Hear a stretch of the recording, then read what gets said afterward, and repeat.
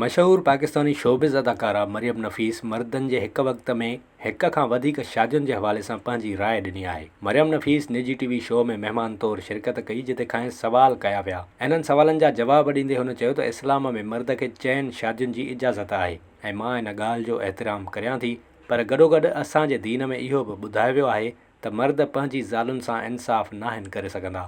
अदाकारा चयो त मां ज़ाती तौर ते बि इहो ई सम्झां थी त घटि औरतूं अहिड़ियूं आहिनि जेके इहा ॻाल्हि बर्दाश्त करे सघंदियूं त संदन मुड़ुसु ॿी शादी करे।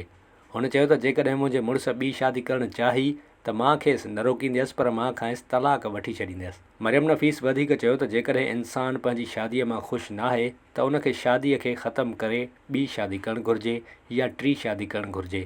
इहा उन जी मर्ज़ी हूंदी, पर मां रुॻो एतिरो चाहियां थी त मर्द लाइ हिक वक़्त में हिक खां वधीक ज़ालुनि विच में इंसाफ़ करणु ॾुखियो हूंदो आहे। इहो असांजे दीन में बि वाज़ह कयो वियो आहे।